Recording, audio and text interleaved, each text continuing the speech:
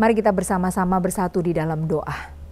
Bapa yang baik, Bapa yang kami sembah di dalam nama Tuhan Yesus, kami bersyukur buat hari ini anugerah yang Tuhan berikan bagi kami. Kami bersyukur buat kesempatan waktu yang Tuhan anugerahkan bagi kami, sehingga kami boleh menikmati berkat firman Tuhan di sepanjang hari ini.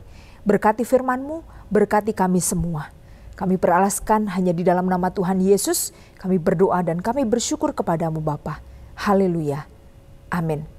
Bagaimana kabar ibu-ibu semua? Saya percaya kita semua dalam keadaan baik dan diberkati oleh Tuhan. Kita akan bersama-sama merenungkan kebenaran firman Tuhan dengan satu tema, yaitu hidup dalam kesetiaan. Kita akan baca bersama-sama di dalam Ulangan pasal yang kelima, ayat 32 sampai dengan ayat yang ke-33. Saya akan bacakan. Maka lakukanlah semua itu dengan setia, seperti yang diperintahkan kepadamu oleh Tuhan Allahmu.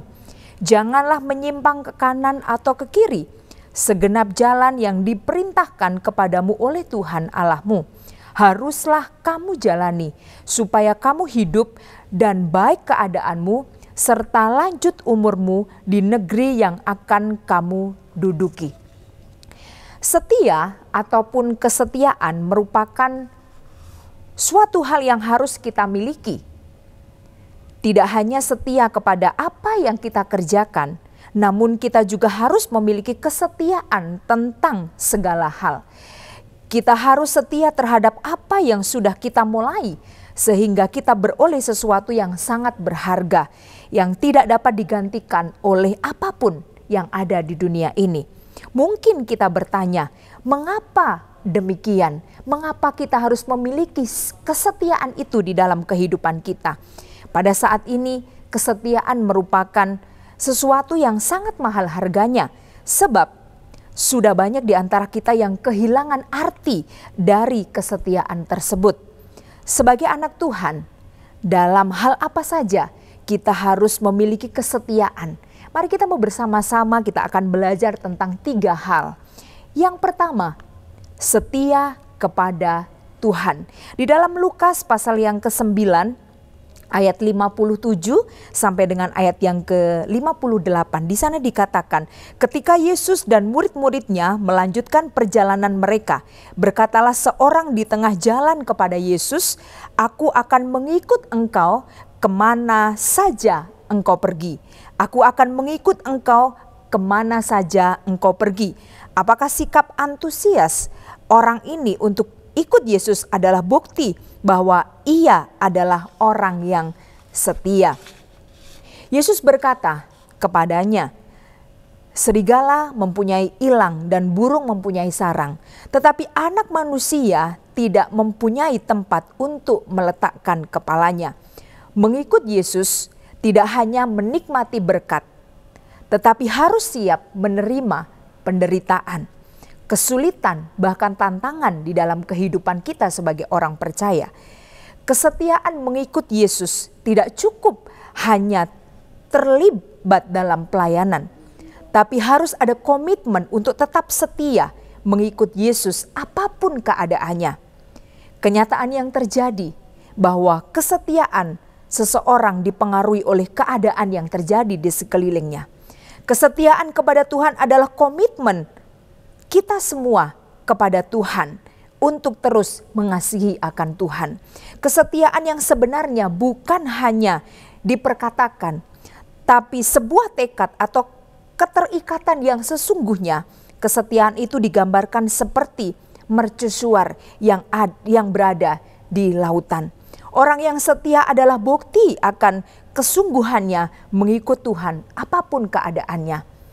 Nah, bagaimana dengan kehidupan kita? Bagaimana kesetiaan kita kepada Tuhan?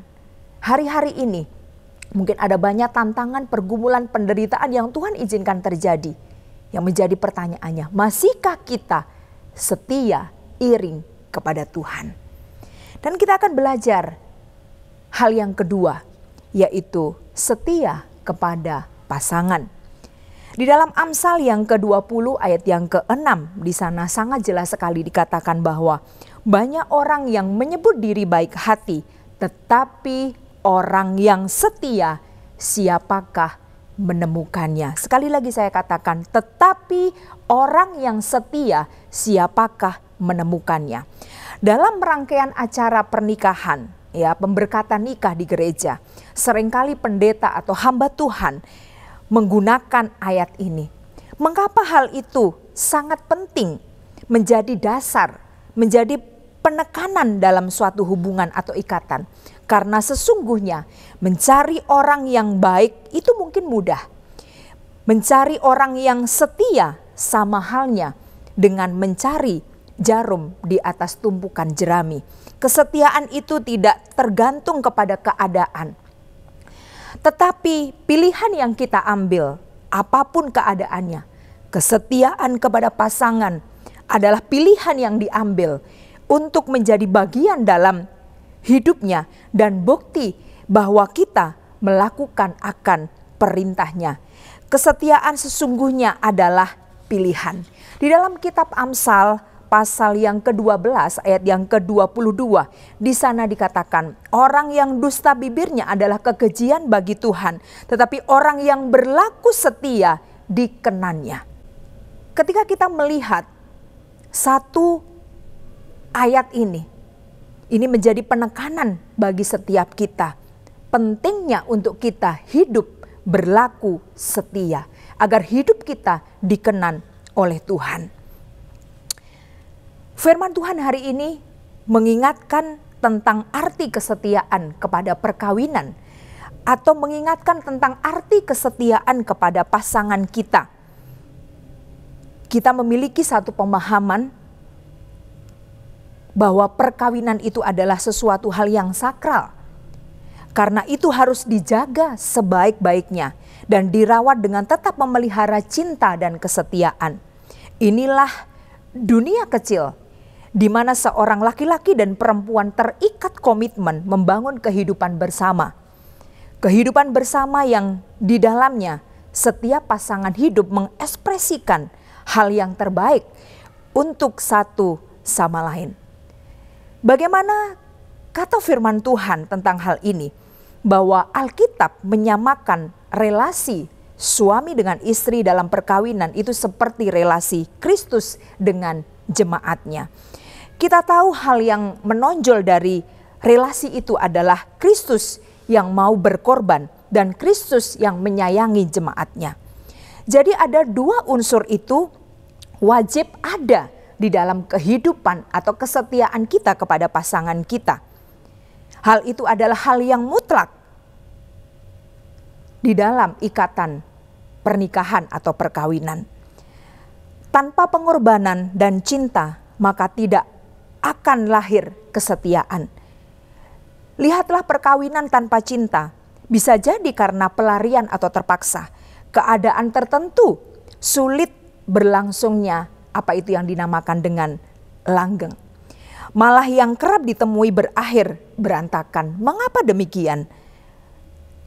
Kita tahu bahwa sayur tanpa garam itu hamba rasanya.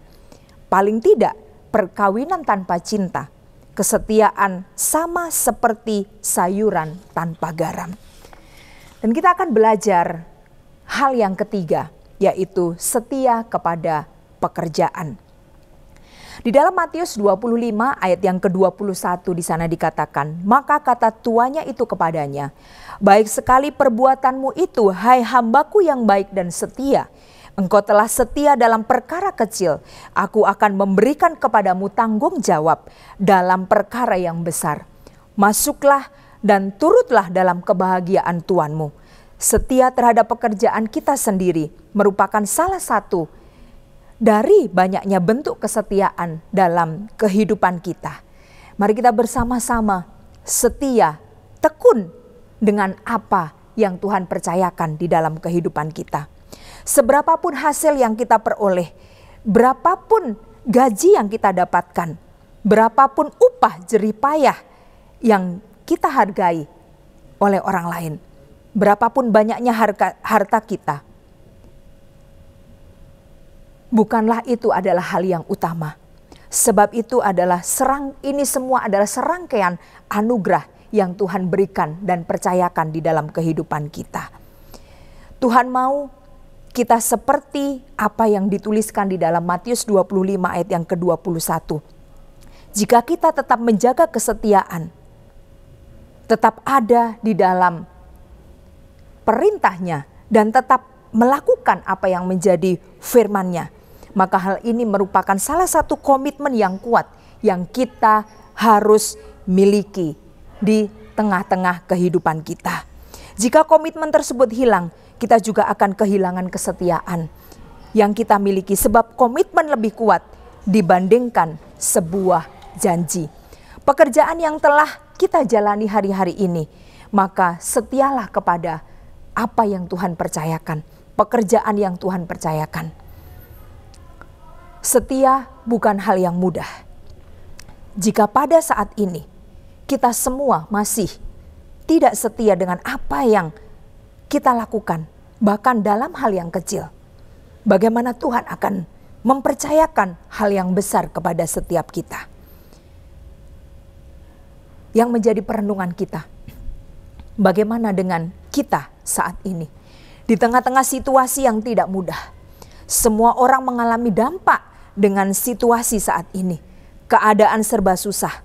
Masihkah kita tetap menunjukkan kesetiaan kita kepada Tuhan? Masihkah kita menunjukkan kesetiaan kita kepada pasangan kita?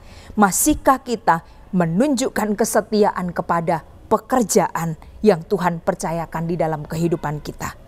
Tetap lakukan kehendak Tuhan dalam hidup kita. Amin. Tuhan Yesus memberkati. Mari kita bersama-sama bersatu di dalam doa. Bapa di surga, kami sudah mendengar firman Tuhan. Biarlah firman Tuhan itu boleh menjadi kekuatan di dalam kehidupan setiap kita sebagai wanita-wanitanya Allah. Yang menjadi perenungan kita, apakah Engkau dapati kami masih setia iring kepada Tuhan? Apakah Engkau masih dapati bahwa kami setia kepada pasangan kami? Bahkan Engkau dapati kami masih setia kepada pekerjaan yang Tuhan percayakan bagi kami. Biarlah itu semua menjadi perenungan di dalam kehidupan kami, untuk kami terus melakukan yang terbaik sesuai dengan kebenaran firman Tuhan. Terima kasih Bapa. Kami memberkati setiap ibu-ibu yang ada, yang mendengarkan, menyaksikan, merenungkan firman Tuhan ini, sehingga mereka beroleh kehidupan yang kekal bersama dengan Tuhan. Terima kasih Bapa. Hamba-Mu berhenti berbicara. Hamba-Mu percaya firman Tuhan itu menjadi rema dan pegangan hidup di dalam kehidupan kita, agar Engkau mendapati hidup kami tetap melakukan perintah dan firman-Mu. Terima kasih Bapa. Kami peralaskan doa kami hanya di dalam nama Tuhan Yesus Kristus. Haleluya. Amin.